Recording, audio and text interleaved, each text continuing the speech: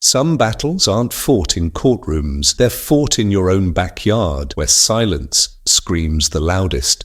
I froze in horror as the rumble of motorcycles surrounded our home. Through my car window, I could see my 5-year-old son, Lucas, sitting on our front lawn, his small body shaking with sobs as he desperately reached out for Max, his German shepherd guide dog. A circle of leather-clad bikers had formed around them, one man with a skull bandana already gripping Max's leash, while another gestured threateningly toward my blind child. "The dog's coming with us, kid," one ordered. The largest biker growled, his tattooed arms folded across his chest as Lucas's face crumpled in terror. My son's world had already been reduced to darkness. Max was his only window to independence, to confidence, to life itself, and now these men were tearing them apart. While a police cruiser sat idly in our driveway, the officer seemingly approving this cruelty. After 20 years enforcing federal law from the bench, I was watching it being trampled in my own front yard. They had no idea who they were dealing with. What these bikers and our ruthless HOA president didn't realize was that they hadn't just targeted any disabled child. They had chosen the son of Federal Judge Marcus Avery. And I was about to show them exactly what happens when you mistake a father's patience for weakness. Leave a like and share your thoughts in the comments, along with the city you're watching from. Now let's continue with the story. My name is Marcus Avery. For 20 years, I've served as a federal judge in the Western District, interpreting the law with clarity and fairness. But no legal training prepared me for the hardest role of my life, being a single father to my blind son, Lucas. 17 months ago, a tractor-trailer jackknifed on the interstate, changing our lives forever. The crash took my beloved wife, Evelyn, and robbed Lucas of his sight. At just 5 years old, he woke up in a world of permanent darkness, asking for a mother who would never come home. Those first months, I'd hear him crying in his bedroom at night, calling for her.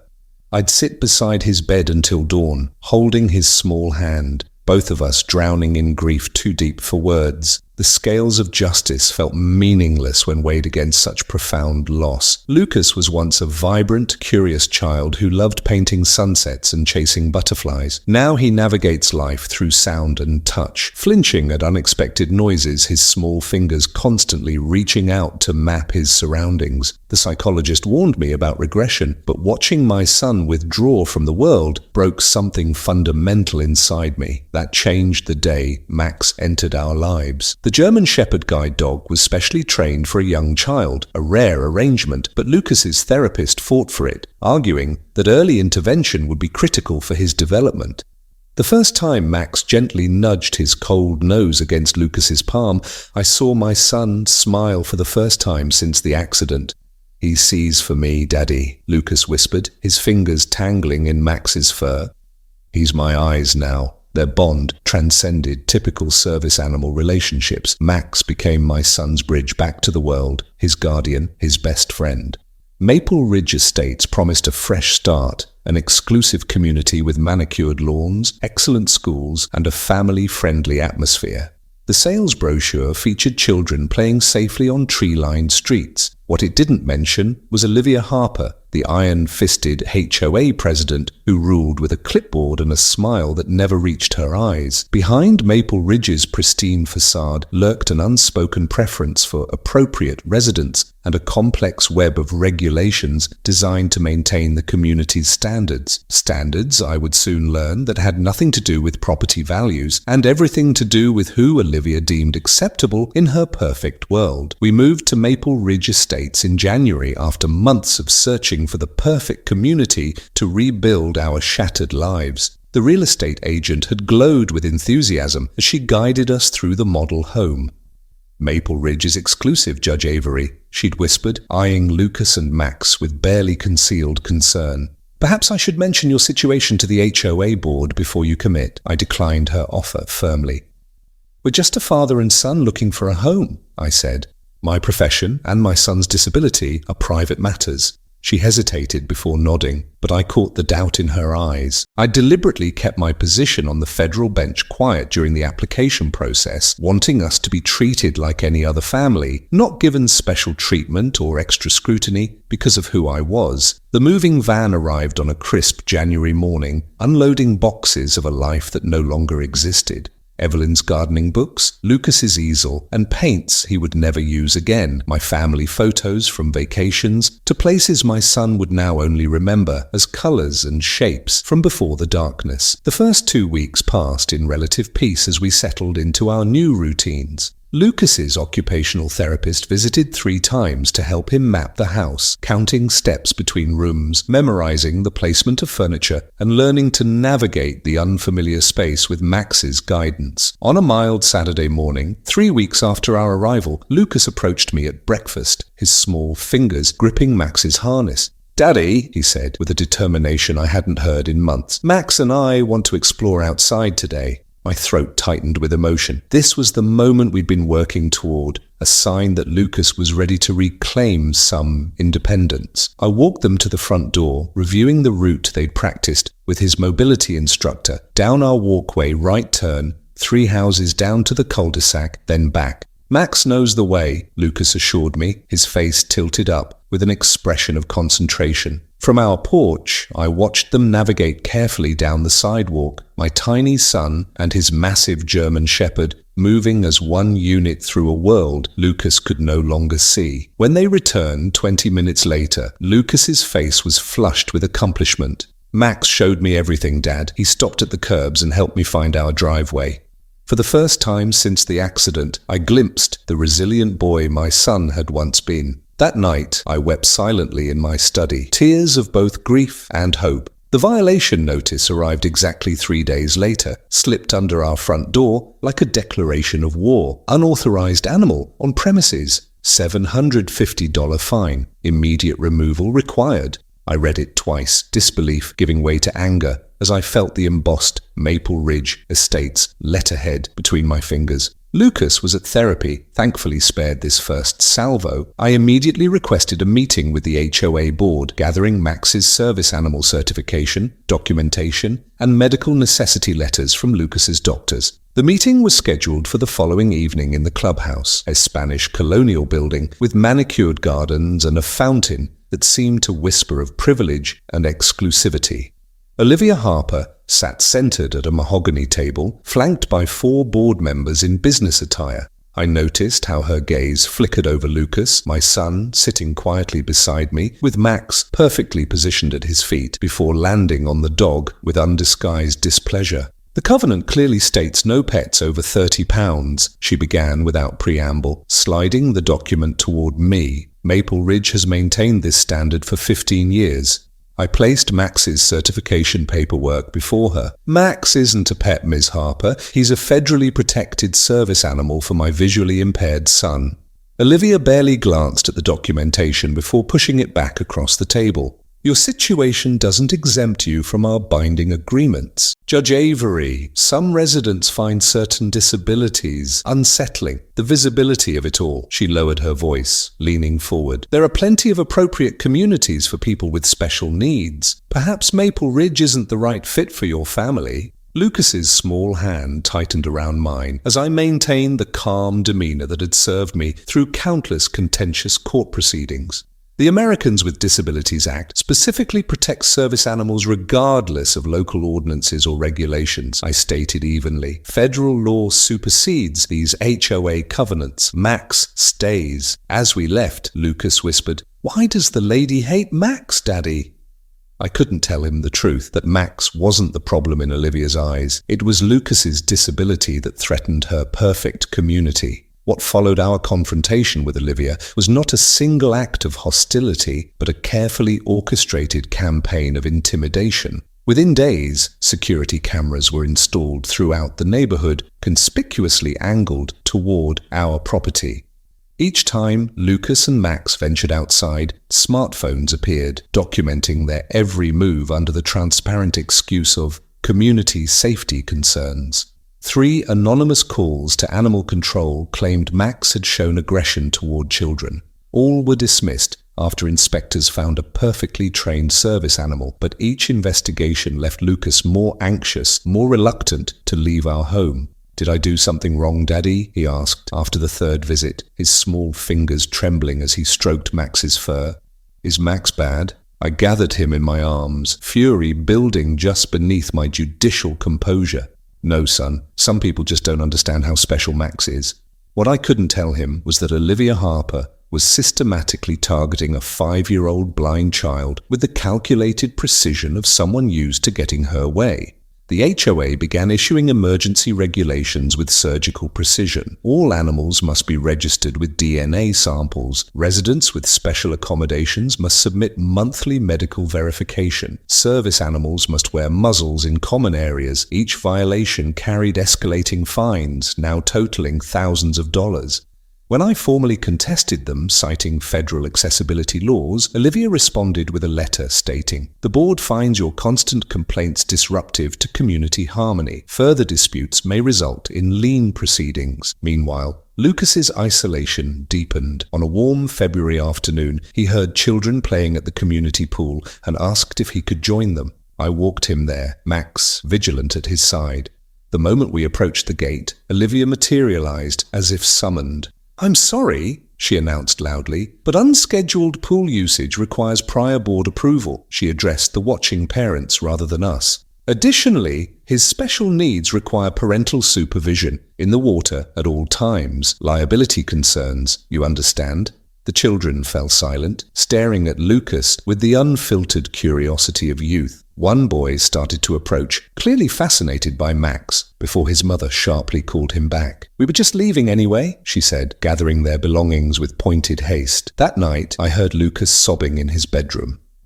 "Nobody wants to be my friend here," he whispered when I sat on his bed. "They think I'm broken." I held him until he fell asleep, Max keeping faithful watch from the floor beside them. In the darkness of my son's room, I made a silent vow. Olivia Harper would not break my child's spirit. The first time I noticed the motorcycles was on a Sunday morning in late February. 3 gleaming Harleys parked in the driveway of a Tudor-style home at the end of our street. The riders stood in the front yard, a tall man with a grey beard that reached his chest, a younger man with arms completely covered in tattoos, and a woman in a leather vest emblazoned with Raven's Edge MC across the back. Their presence seemed jarringly incongruous in Maple Ridge's manicured perfection. Mrs. Davidson, our elderly neighbor who had shown Lucas her wind chime collection, stopped by that afternoon with cookies and a warning. "The Donovans at the end of the street," she whispered, glancing nervously toward the door. Gregory, his son Axel, and Gregory's sister Rhonda, they're part of that motorcycle club, Raven's Edge. Olivia's been trying to find a way to evict them for months, but Gregory's owned that house for 20 years, before the HOA even existed. She leaned closer. "Be careful around them, they're different." I thanked her for the warning, but privately wondered if different might simply mean they didn't fit Olivia's narrow definition of acceptable. A week later, Lucas and I encountered Gregory Donovan at the community mailboxes. He nodded curtly, his eyes moving from Lucas to Max with an expression I couldn't quite read. "That's some dog," he commented, his voice gruff. "German Shepherd," I explained. "Max is Lucas's guide dog." Gregory studied my son for a moment before asking, "The kid born that way?" I felt a flash of the defensive anger that frequently rose when strangers questioned Lucas's disability. "Car accident?" I answered shortly. Gregory nodded again, a shadow crossing his weathered face. "Tough break, kid," he said, before walking away, his heavy boots crunching on the gravel. That evening I saw Olivia deep in conversation with Gregory and his son outside the clubhouse, her hands gesturing emphatically as she showed them something on her tablet. When Gregory noticed me watching, he straightened to his full, intimidating height and stared back with unmistakable hostility. I didn't know then that Olivia Harper had found her enforcers, convincing the bikers that Max posed a threat to the community. But she had miscalculated badly. She didn't understand the true nature of Raven's Edge MC, nor did she realize that by involving them, she had set in motion events that would expose the rotting foundation beneath Maple Ridge's perfect facade. I documented everything meticulously, the way I would prepare evidence for a federal case, each violation notice, each threatening letter, every incident involving Lucas and Max, all categorized, dated, and filed, with supporting witness statements from the few neighbors brave enough to speak with us. My home office became a war room, walls covered with Maple Ridge HOA bylaws, federal accessibility regulations, and a growing timeline of harassment. I'd spent 2 decades analyzing the law from every angle. Now I was weaponizing that knowledge to protect my son. During the day, I maintained my judicial composure, presiding over complex cases with the detached reasoning expected of the federal bench. At night, I pored over civil rights precedents, building a case that could demolish Olivia Harper's carefully constructed reign of discrimination. I recorded conversations, documented surveillance cameras targeting our home, and photographed every interaction between Olivia and the residents she deemed undesirable. I was building a legal fortress around Lucas, but I couldn't shield him from the psychological toll. The bright, curious child who had once chatted endlessly about dinosaurs and space now spoke only when necessary, his voice soft and tentative. A small blind boy about 5 years old, with tousled brown hair, practices walking in a quiet suburban backyard. His white cane taps uncertainly ahead. Max, a trained German shepherd, watches anxiously from nearby. The boy stumbles and falls near a garden chair, bruises on his knees, his face showing grim determination. A father in his 40s, dressed in a crisp shirt and slacks, rushes to his fallen son and gently lifts him from the ground. The boy clutches his cane. The backyard is still, Max sitting alert. Inside a softly lit bedroom, the father holds his sleeping son, tear stains on the boy's cheeks. The father stares into the dark with quiet rage. Max lies alert at their feet. The father kneels beside the boy's bed, discovering hidden food. Cereal, crackers, apples piled beside Max's dog bed. The boy looks up, caught and ashamed, explaining. A community clubhouse interior, Olivia Harper standing confidently at a podium, addressing a group of well-dressed residents. An agenda projected on screen reads, Emergency HOA Safety Amendments. Olivia huddles with Gregory and Axel Donovan beside a tablet, showing them surveillance footage. Later, their motorcycles roar past the protagonist's home. Max growls protectively, standing between the boy and the window. On a sidewalk near community mailboxes, Axel Donovan leans toward Lucas and Max, smirking. Lucas shrinks back, clutching Max's harness. The father's home office, walls covered in HOA notices, ADA printouts, photos, timelines, legal books piled high. He works late at a desk, reviewing documents, exhausted but focused. A cozy living room filled with a diverse group of neighbors, elderly, young, multiracial, sitting in quiet solidarity. The host pours chai, conversations filled with concern. Rhonda Donovan, in leather vest and jeans, sits apart from the group, speaking somberly. Her expression is conflicted. Everyone listens intently. Mrs. Davidson dropping her mail to block a camera. Children playing with Lucas and Max in a park. A Vietnam vet loudly complimenting Max's training. A brief, secretive conversation between the father and Rhonda near mailboxes. She looks worried, but resolved. He listens, jaw clenched. Lucas in bed, looking up at his father, tears in his eyes. Max lays beside him, ears perked. The father leans in close, comforting him. The father holds Lucas close under a warm blanket. Max rests protectively nearby. The father's expression hardens as he looks into the dark, making a silent vow. I took a measured step forward. "Officer?" I said, my voice deadly calm, the kind of calm honed through decades in a federal courtroom. Before you continue, I'd like to understand the specific complaint that authorizes the seizure of a federally protected service animal. Officer Bryant shifted uneasily, glancing at Olivia. "Sir, I have a report of aggressive behavior toward a minor. When a service animal displays aggression, what evidence supports this claim?" I interrupted. Bryant hesitated. "We were shown video footage, and we have 3 sworn statements corroborating the incident." "Statements from whom?" I pressed. "And was the footage authenticated by a third party or verified against raw time-stamped surveillance data?" You're aware that altering video to defame or falsely implicate a person, or animal, is a criminal offence under state and federal law. Margaret stepped in, her voice like sugar poured over acid. This is hardly the time for legal grandstanding, Mr. Parker. We followed the proper channels. The board voted. I'm not speaking to you, Mrs. Harper. I turned to Officer Bryant. As you may know, I am a sitting federal judge. My son's service animal is protected under the Americans with Disabilities Act. Removal without a formal hearing, proper documentation, and clear and present evidence of danger is a violation of federal law. If you proceed without a court order, you open this department and yourself to personal liability.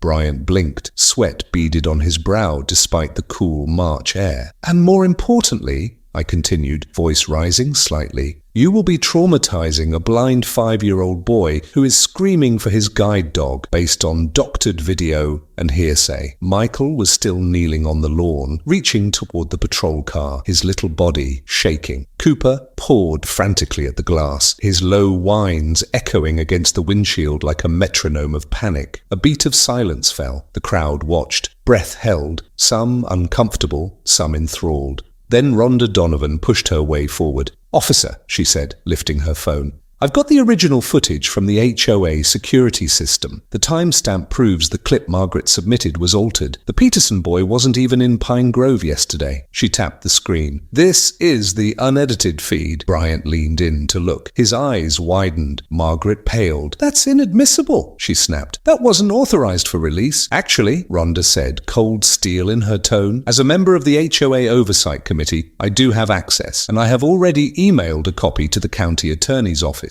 The shift was instant. Gregory Donovan looked between Margaret and the video, his face slowly transforming from certainty to confusion. "Wait, what the hell, Margaret?" She opened her mouth, then closed it. The crowd murmured. Axel looked at his father, then let go of Cooper's leash.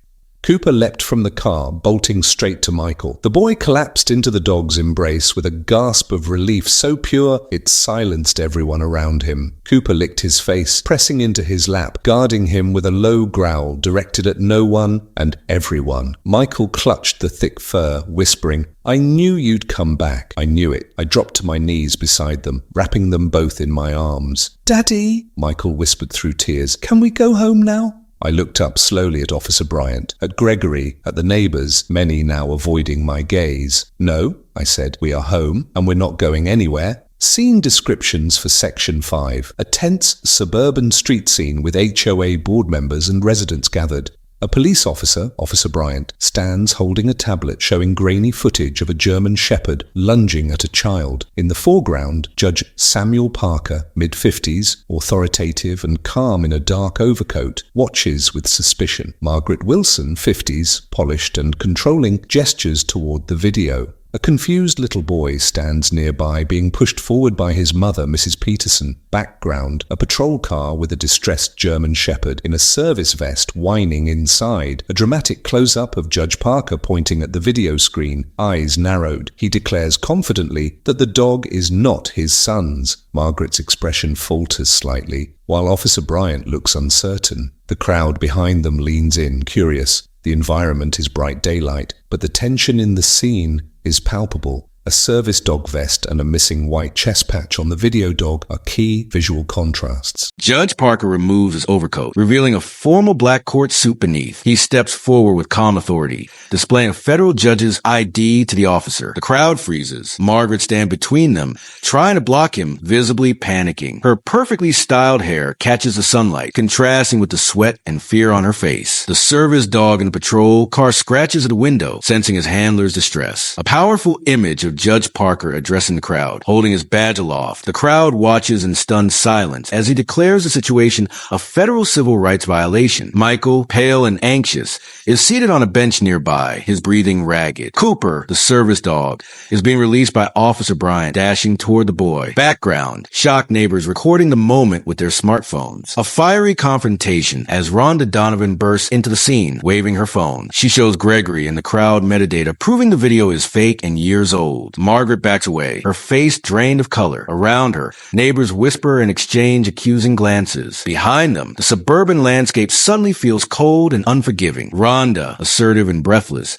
holds up her phone like a weapon of truth. A collage-like composition of diverse residents, Mrs. Patel, Mr. Rivera, the Johnsons, stepping forward, sharing stories of quiet discrimination. Each face carries emotion, anger, hurt, disbelief. Margaret stands isolated in the center, her control unraveling. The scene is unified by the image of Cooper at Michael's side, calm and grounded amid the chaos. Gregory Donovan kneels in front of Michael and Cooper, humbled. His expression is grave but sincere. Michael clutches Cooper and looks toward the voice with trust. Behind Gregory, Axel and Rhonda stand firmly with crossed arms, leather cuts showing their alliance. The crowd behind them now supports the Parker family. The lighting is golden, casting long shadows of unity and redemption. Inside a dimly lit living room, Judge Parker sits beside his sleeping son on the sofa. Cooper lies at Michael's feet, alert. Rhonda Donovan, serious and composed, stands in front of him, revealing Margaret's dark past, a hidden institutionalized son. A haunting emotional tone hangs in the air. Judge Parker listens in disbelief, a hand gently resting on his son's shoulder. A packed suburban clubhouse at night. Residents fill every seat. Others stand along the walls. Tension mixes with support as neighbors come to terms with the truth. In the front row, Judge Parker, Michael, and Cooper flanked by the Donovans. A giant HOA community board agenda sits at the front,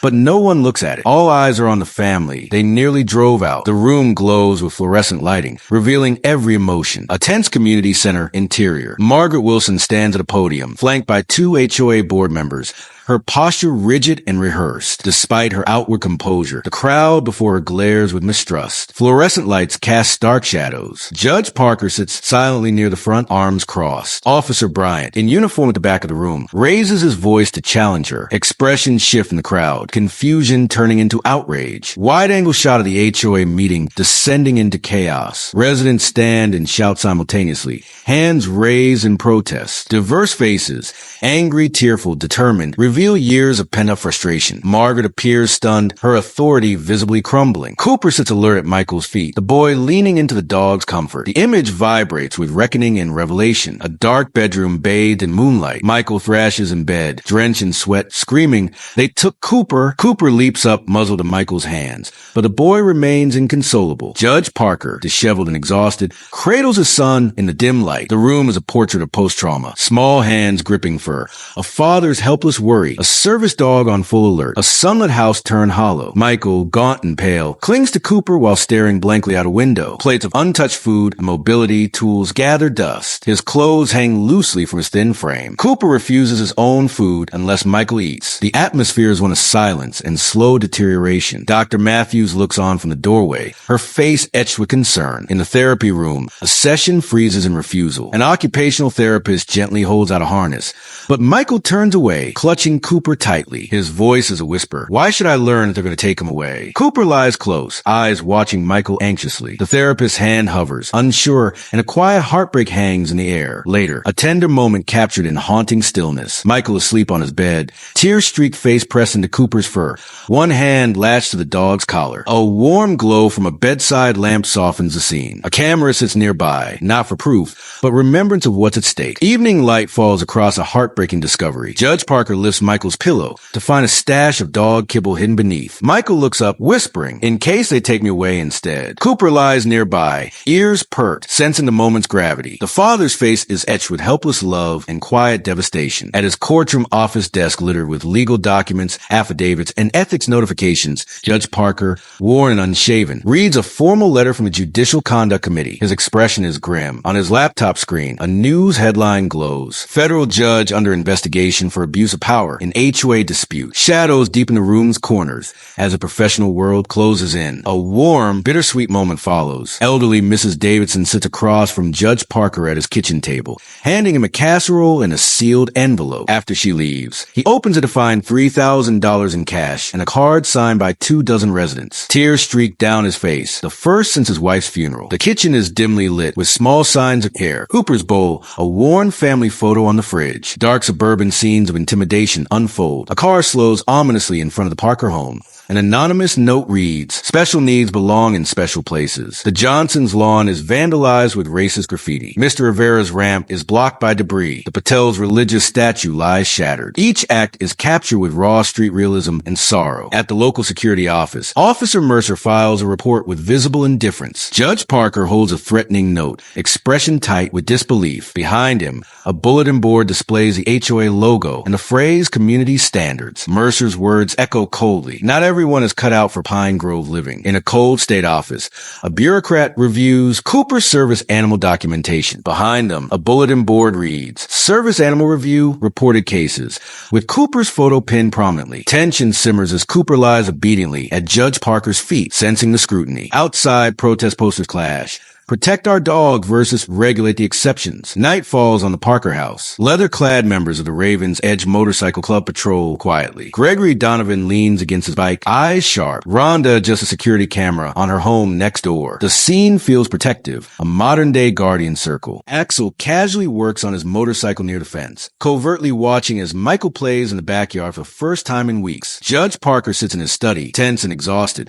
on the phone with Judge Harriet Chun, who speaks with concern. A headline flashes on his computer screen. Federal judge linked to outlaw biker gang in neighborhood dispute. Framed family photos and a stack of legal files surround him. His clenched jaw and distant gaze reveal the growing pressure from all sides. Later, in a quiet moment, a serious woman enters with a slim envelope and the gravity of sacred news. "You'll want to read this," she says simply, pressing into my hand before leaving. Inside is a typed letter from a senior member of the Judicial Conduct Committee. A personal message, not an official statement. It reads, "Judge Parker, some truths don't require a gavel to be heard. Over the past weeks, we've received overwhelming documentation, testimony, and character references that paint a clear picture. Not a man who abuses authority, but a father who refused to surrender his child's safety to tyranny. Though tomorrow's hearing will proceed as scheduled, I felt it important that you know the truth has found its footing. Let justice do the same. Judge D.L. Weatherby." I read the note twice, my hand shaking slightly, not out of fear, but in the release of something heavier. Hope, long dormant, began to stir. When I looked up, Cooper lay beside Michael, alert but calm. My son, still so young yet forced to navigate a world so unkind, had begun to stir as well. His fingers curled in Cooper's fur, not desperation but comfort. The next morning, the ethics committee room was packed. Eliza stood beside me, calm and focused. Gregory Donovan, Patricia, and even young Tommy Peterson, accompanied by his mother, had taken seats in the audience. Their presence was its own kind of testimony, louder than any words. As the chair called the hearing to order, I looked toward Michael. He sat quietly beside Cooper, posture straight, unseeing eyes focused forward. For the first time in weeks, I no longer felt like we were fighting alone. And no matter the verdict, the arc had already begun to bend. A sunlit house interior, sterile and hollow. Michael, gaunt and pale, clutches Cooper while staring blankly out a window. Plates of untouched food and medical devices lie scattered. Cooper's refusal to eat without Michael emphasizes the slow decline. Dr. Matthews watches from the doorway, concern etched on her face. Therapy room moment. An occupational therapist offers a harness. Michael turns away, clutching Cooper tightly, whispering, "Why should I learn if they're going to take him away?" Cooper's anxious eyes meet Michael's. The therapist's outstretched hand trembles, capturing silent heartbreak. Soft, warm bedside glow on Michael asleep with tear-streaked face pressed into Cooper's fur. His hand clings to the dog's collar. Nearby, a camera records a scene for remembrance. Evening light filters into the bedroom as Judge Parker lifts Michael's pillow to reveal hidden dog kibble. Michael whispers, "In case they take me away instead." Cooper lies alert nearby. The father's face shows helpless love and devastation. Judge Parker's courtroom office, a cluttered desk with legal papers and ethics letters. He reads a grim letter from the Judicial Conduct Committee. A laptop screen glows with a headline accusing him of abuse of power. Shadows loom in the corners. Dimly lit kitchen. Mrs. Davidson hands a casserole and envelope to Judge Parker. After she leaves, he opens the envelope to find cash and a card signed by residents. Tears run down his face. Small touches. Cooper's bowl, a family photo on the fridge. Dark suburban street scenes. Car slows menacingly near the Parker home. Cruel anonymous note. The Johnsons' lawn vandalized. Mr. Rivera's ramp blocked. The Patel's religious statue shattered. Raw street realism. Local security office. Officer Mercer files a report with indifference. Judge Parker holds a threatening note. Disbelief on his face. HOA community standards board looms behind. State office. Bureaucrat reviews Cooper's service dog documentation. Cooper lies obediently at Judge Parker's feet. Bulletin board with service animal review, reported cases, and Cooper's photo. Protest posters visible outside. Night exterior. Raven's Edge Motorcycle Club members patrol quietly. Gregory Donovan leans on his bike. Rhonda adjusts a camera on her porch. Axel works on his motorcycle near the fence, watching Michael play in the backyard. Judge Parker's study, on the phone with Judge Harriet Chun. Computer screen headline about outlaw biker gang link. Family photos. Legal files surround him. His tense, exhausted demeanor. Serious woman hands Judge Parker a slim envelope. He reads a typed letter from Judicial Conduct Committee member Judge D.L. Weatherby, offering hope and support. Ethics Committee hearing room, packed with supporters including Eliza, Donovan family, Petersons. Michael sits quietly beside Cooper, focused despite blindness. The room is tense but hopeful. The elderly man fixed me with sharp blue eyes that belied his 80-plus years. Helen has been telling me about your situation, Judge Parker. I find it concerning on multiple levels. He gestured toward my living room. May I come in? I believe we have matters of some importance to discuss. Over coffee, Judge Walter Preston revealed information that altered the entire landscape of my case. I've known Margaret Wilson, or Ellen Prescott, as she once was, for longer than she realizes, he began, his voice still commanding despite his age. 20 years ago, I presided over a family court case involving her and her disabled son. She was attempting to terminate all parental rights and obligations, including financial support for his institutional care. Mrs. Davidson nodded sadly. Walter never discusses cases with her, but this one affected him deeply. When Helen mentioned your situation and Margaret's name, I made the connection immediately. Judge Preston continued. I ruled against her, requiring ongoing financial support for the child. She was furious, claimed I was destroying her chance at a normal life without the burden of an imperfect child. His weathered hands tightened around his cane. I followed her from a distance over the years, concerned about her psychological state when she established herself here in Pine Grove, creating this perfect community with rigid standards of conformity. I recognized the pathology at work. Judge Preston reached into his briefcase and removed a sealed folder. These are my personal records from her case, along with subsequent documentation of her attempts to appeal my decision. I've also included affidavits from social workers who witnessed her behavior toward her son during mandated visits. He placed the folder carefully on my coffee table. I would like to testify at your ethics hearing tomorrow. The committee should understand that Margaret Wilson's complaint against you is not about judicial conduct. It's a continuation of a 20-year vendetta against any authority that refuses to accommodate her pathological aversion to disability. I stare at the folder, then at the distinguished jurist sitting in my living room. Judge Preston, your testimony would be invaluable, but why are you doing this? You retired years ago. The elderly man's eyes moved toward Michael's room, where my son was reading a Braille book with Cooper beside him. Because justice matters, Judge Parker. Because vulnerable children matter. And because I recognize in Margaret Wilson the same dangerous blend of perfectionism and prejudice that has caused immeasurable harm throughout history. Some battles transcend professional courtesy. Mrs. Davidson squeezed her brother's hand, pride evident in her expression. Walter had never stopped fighting for what's right, even in retirement. As Judge Preston prepared to leave, Michael emerged from his room, Cooper guiding him carefully through the unfamiliar arrangement of visitors. Judge Preston stood as Michael approached, a formal courtesy despite the fact my son couldn't see it. Hello, Michael, he said hesitantly, sensing the stranger's presence. I'm Michael Parker. The elderly judge smiled warmly. Hello, Michael. I'm Judge Walter Preston, an old colleague of your father's. Michael tilted his head, processing the information. Are you helping my dad with the people who tried to take Cooper? Judge Preston knelt carefully to Michael's level, his arthritic joints protesting audibly. Yes, young man, that's exactly what I'm doing. Cooper is a very fine dog, and no one should have tried to separate you. Michael considered this, then asked with the direct simplicity of childhood. Were you a good judge like my dad?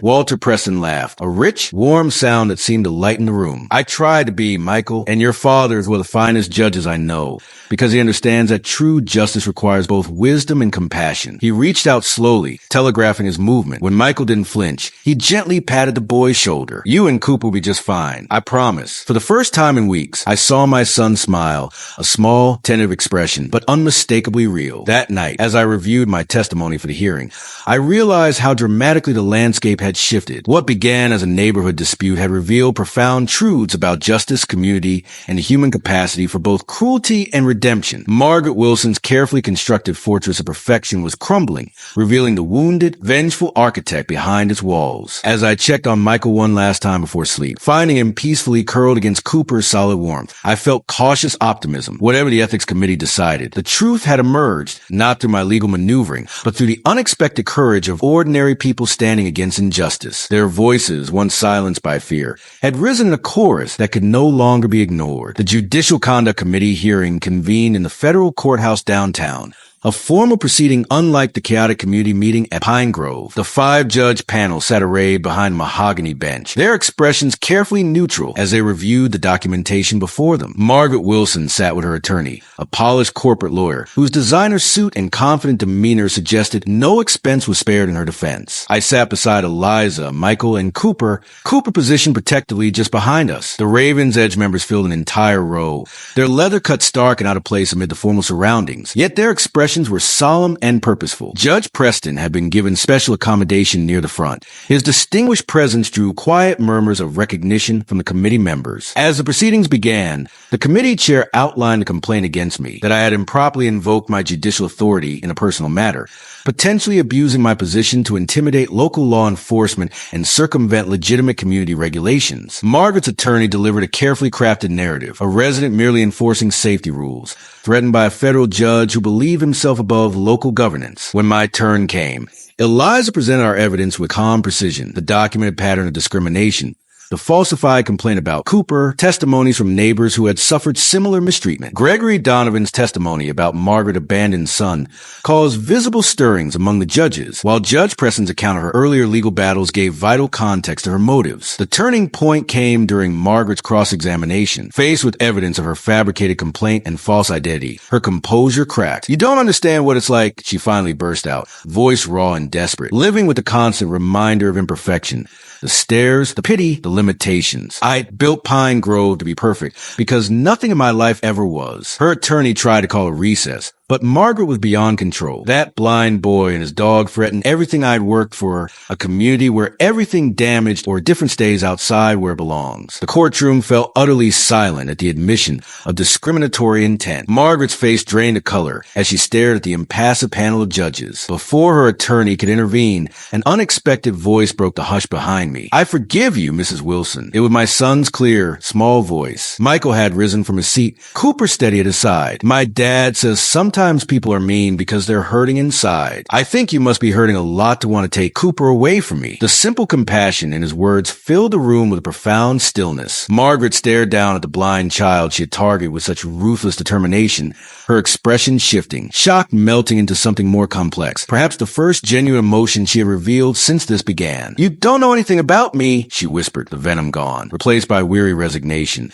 the heavy toll of maintaining her facade for decades. "I know what it's like when people think you're broken." Michael's hand rested gently on Cooper's head for support. "After the accident, when I couldn't see anymore, some people stopped talking to me like I was still me. They talked around me or about me, but not to me. It made me feel invisible." He took a small step forward, Cooper matching his pace exactly. "But Cooper doesn't care that I'm blind. He just cares that I'm Michael. Maybe your little boy just wanted you to see him, not his disability mark." Margaret's carefully applied makeup could not hide the tears that welled in her eyes. Perhaps the first time she had allowed herself such vulnerability in decades. Her attorney requested a brief recess, which the committee granted. When proceedings resumed 20 minutes later, Margaret's demeanor had transformed. Entirely unexpectedly, Margaret Wilson asked permission to address the committee directly. Her voice, unpolished and sincere, carried a full admission of her actions against us and others in Pine Grove. She formally withdrew her complaint against me and offered an apology to Michael, though awkward and hesitant. Her words conveyed genuine remorse. The committee's ruling came swiftly after that. They found no ethics violation of my conduct, acknowledging that while identifying myself as a federal judge during the confrontation bordered on an ethical line, the circumstances defending a disabled child from unlawful discrimination justified my actions. Instead of formal censure, they recommended community service, specifically suggesting I develop educational materials about disability rights for the judicial education program. Outside the courthouse, media had gathered, drawn by the high-profile case. Eliza handled the press expertly, emphasizing the committee's vindication and the broader implications for disability rights. As we prepared to leave, Gregory Donovan approached, flanked by other Raven's Edge members. Judge Parker, he said formally, Raven's Edge would be honored to escort you and Michael home. The significance wasn't lost on me. This was more than transportation. It was a public declaration of protection and respect. Michael, sensing the moment's weight, stood a little straighter beside Cooper. Can I ride on a motorcycle? He asked hopefully. Gregory laughed, the sound unexpectedly gentle coming from such an imposing figure. Not today, buddy, but someday, when you're a bit bigger, we'll figure out a safe way for you and Cooper both. The transformation of Pine Grove began almost immediately. Within the week following the hearing, residents voted overwhelmingly to dissolve the existing HOA board and establish a new governance structure rooted in transparency and inclusion. The Raven's Edge members, revealing an unexpected depth of experience with charitable organizations, helped draft bylaws protecting all residents from discrimination while upholding reasonable community standards. Gregory Donovan, whose gruff exterior belied a sophisticated understanding of governance, was elected to new community council alongside Mrs. Davidson, Mr. Rivera, and Dr. Tilpez. Their first official act was sweeping, removing all regulations that could be weaponized against residents with disabilities, different beliefs, or family structures outside Margaret Wilson's narrow definition of acceptable. Margaret herself retreated from Pine Grove shortly after the hearing, putting her house on the market and moving to another state. Before leaving, however, she made one last tense visit to our home. During this awkward encounter, she handed Michael a small package from the WRA. Inside was a handcrafted leather harness for Cooper, embossed with his name and service animal credentials. It might keep others from questioning his status, she said stiffly. It wasn't an apology exactly, but perhaps the closest she could manage,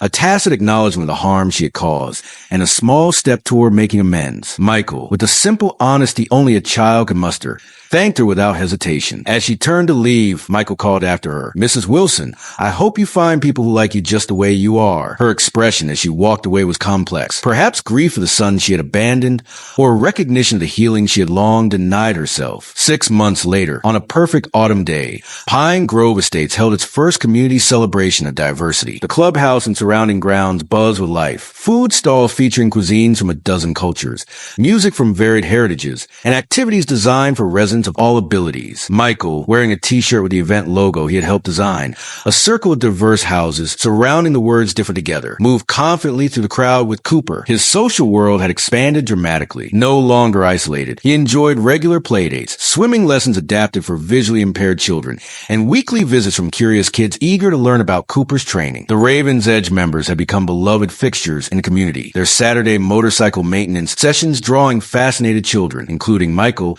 who loved feeling the different parts Gregory patiently described. Watching my son navigate the celebration with growing confidence, I reflected on how a community, once divided by fear, had been reborn through crisis into something genuinely inclusive. Mrs. Davidson joined me, her aged hand resting lightly on my arm. Your CLA would be proud, she said softly, referring to my late wife. Not just of Michael's progress, but of what we had all accomplished. I shook my head gently. I didn't do this, I replied quietly. We all did. Everyone who refused to accept discrimination as something normal. As the evening wound down, Gregory Donovan called for attention, standing on the clubhouse steps, flanked by residents of every age and background. He unveiled a new sign for the community entrance. The imposing Pine Grove Estates, a premier community, had been replaced with simpler words. Pine Grove, where everyone belongs. Michael leaned against me in the gathering dusk, Cooper's steady warmth pressing against his legs, and sighed contentedly. Home feels like home now, doesn't it, Dad? In that moment, watching my son's face lifted towards sunset he couldn't see but could feel on his skin,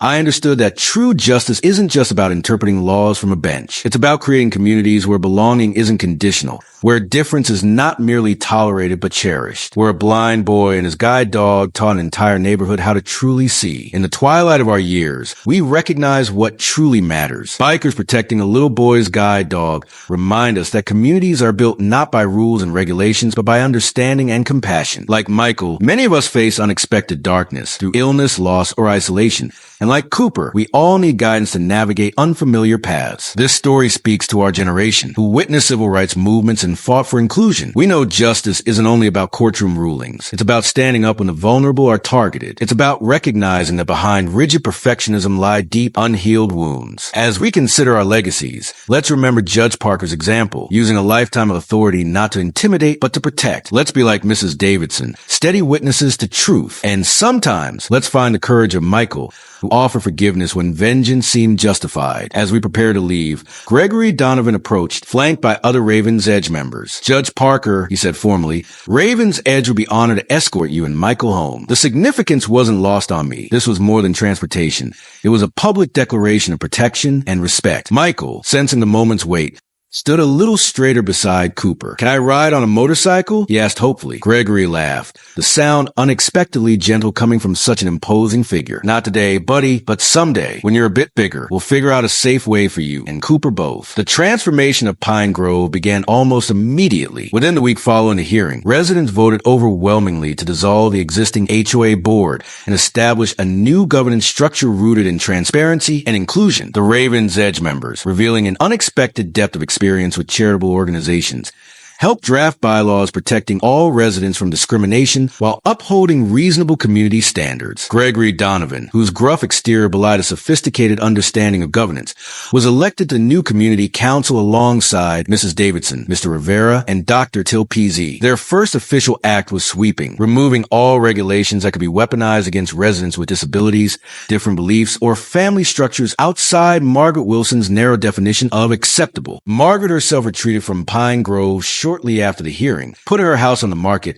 and moving to another state. Before leaving, however, she made one last tense visit to our home. During this awkward encounter, she handed Michael a small package from the WRA. Inside was a handcrafted leather harness for Cooper, embossed with his name and service animal credentials. "It might keep others from questioning his status," she said stiffly. It wasn't an apology exactly, but perhaps the closest she could manage, a tacit acknowledgement of the harm she had caused, and a small step toward making amends. Michael, with the simple honesty only a child can muster, thanked her without hesitation. As she turned to leave, Michael called after her, "Mrs. Wilson, I hope you find people who like you just the way you are." Her expression as she walked away was complex. Perhaps grief for the son she had abandoned, or recognition of the healing she had long denied herself. 6 months later, on a perfect autumn day, Pine Grove Estates held its first community celebration of diversity. The clubhouse and surrounding grounds buzzed with life. Food stalls featuring cuisines from a dozen cultures, music from varied heritages, and activities designed for residents of all abilities. Michael, wearing a t-shirt with the event logo he had helped design, a circle of diverse houses surrounding the words different together, moved confidently through the crowd with Cooper. His social world had expanded dramatically, no longer isolated. He enjoyed regular playdates, swimming lessons adapted for visually impaired children, and weekly visits from curious kids eager to learn about Cooper's training. The Raven's Edge members had become beloved fixtures in the community, their Saturday motorcycle maintenance sessions drawing fascinated children, including Michael, who loved feeling the different parts Gregory patiently described. Watching my son navigate the celebration with growing confidence, I reflected on how a community once divided by fear had been reborn through crisis into something genuinely inclusive. Mrs. Davidson joined me, her aged hand resting lightly on my arm. "Your CLA would be proud," she said softly, referring to my late wife, not just of Michael's progress, but of what we had all accomplished. I shook my head gently. "I didn't do this," I replied quietly. "We all did. Everyone who refused to accept discrimination as something normal." As the evening wound down, Gregory Donovan called for attention, standing on the clubhouse steps, flanked by residents of every age and background. He unveiled a new sign for the community entrance. The imposing Pine Grove Estates, a premier community, had been replaced with simpler words. "Pine Grove, where everyone belongs." Michael leaned against me in the gathering dusk, Cooper's steady warmth pressing against his legs, and sighed contentedly. "Home feels like home now, doesn't it, Dad?" In that moment, watching my son's face lifted towards sunset he couldn't see but could feel on his skin, I understood that true justice isn't just about interpreting laws from a bench. It's about creating communities where belonging isn't conditional, where difference is not merely tolerated but cherished, where a blind boy and his guide dog taught an entire neighborhood how to truly see. In the twilight of our years, we recognize what truly matters. Bikers protecting a little boy's guide dog remind us that communities are built not by rules and regulations, but by understanding and compassion. Like Michael, many of us face unexpected darkness through illness, loss, or isolation.